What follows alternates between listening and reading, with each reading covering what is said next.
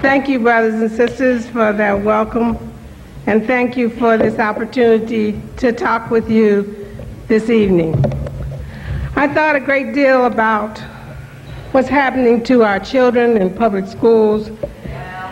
Now, most of the time when I come over here, that's what I talk to you about, because that's really where my life is centered.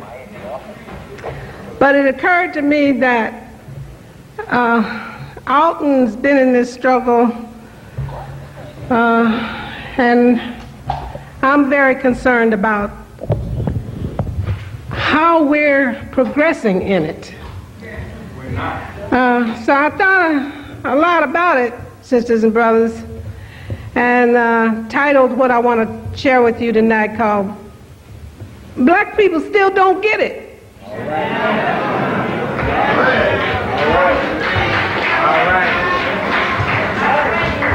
right. For some time now, I have been trying to get the idea over that black people must take charge of their lives and those of their children.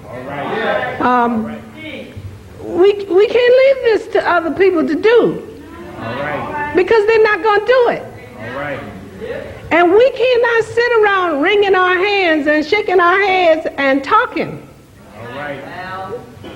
It's getting late, brothers and sisters, especially for our children.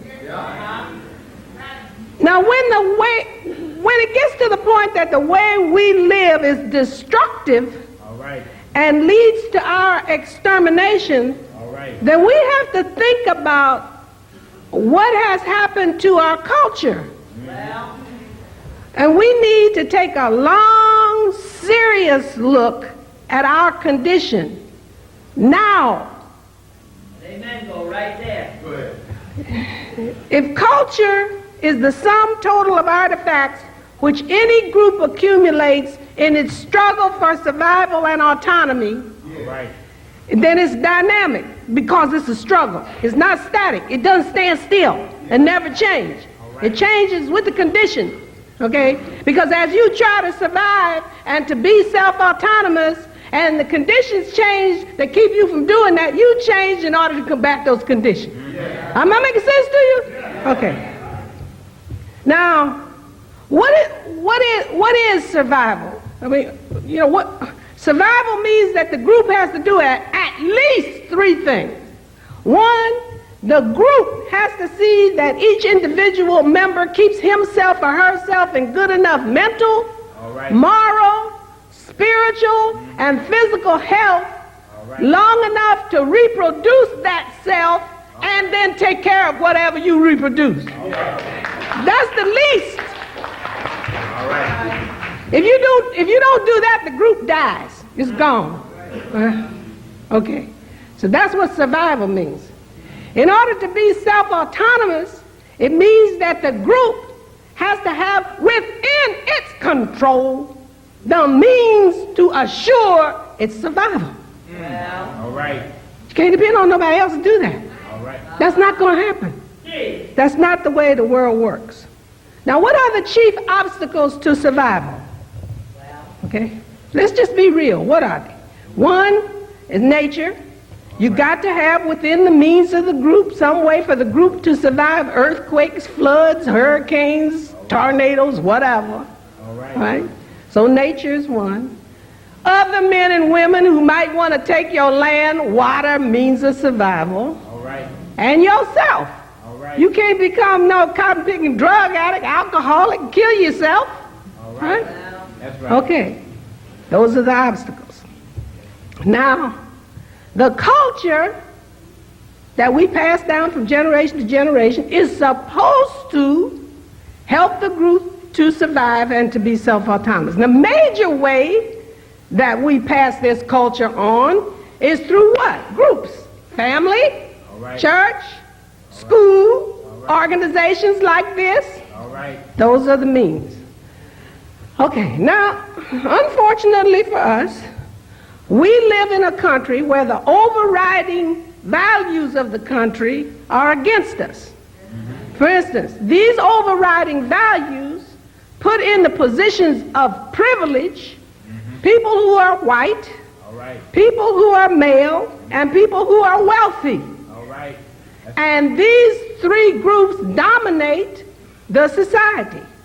So when we talk about teaching our children instrumental values like equality, liberty, fraternity, etc., we are talking about ordering those values under the institutional values of race, gender, and wealth, so that more white people get equality, liberty, and fraternity than black people, more men get equality, liberty, and fraternity than women, and more wealthy people get equality, liberty, and fraternity than poor people. You get it? All right. All right. All right.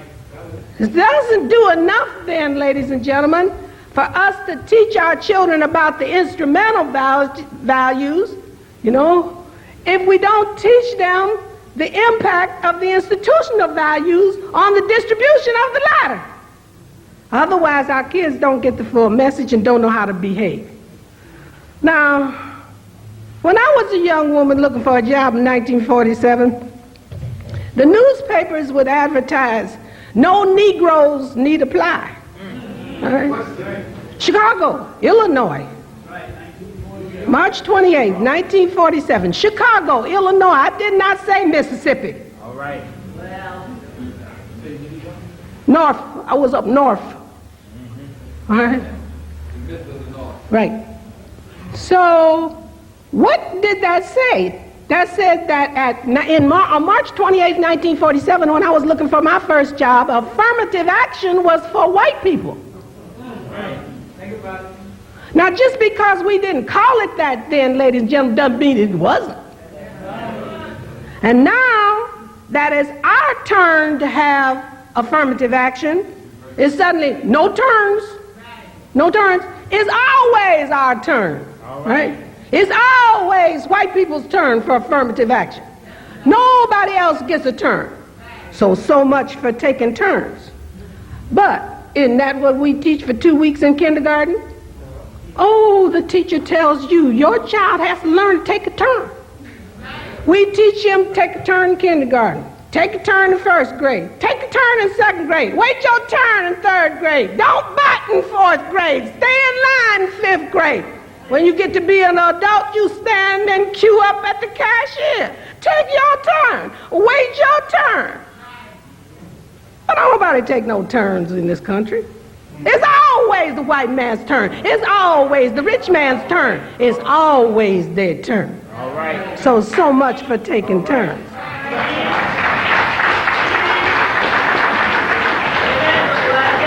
In 1954, the U.S. Supreme Court overturned Plessy versus Ferguson, which legalized Jim Crow. And the overt racism that we knew as Jim Crow was forbidden. And most Negroes, now calling themselves black, thought the problem was solved. Black folks just didn't get it. We just didn't get it. We thought that the problem was segregation. But segregation was a symbol of the problem. The problem was this institutional value system of race, gender, and wealth. That's the problem. And ladies and gentlemen, it still is. The United States is not a democracy yet. It's trying to be. Trying to be. And I always tell my students when they say, I'm trying to do it, Miss Sizemore, I say, come here. And I say, I'm trying to hit you. I'm trying to hit you. Right? I'm trying to hit you. And then when I finish, I said, did I hit you? And he said, no. I said, so much for trying.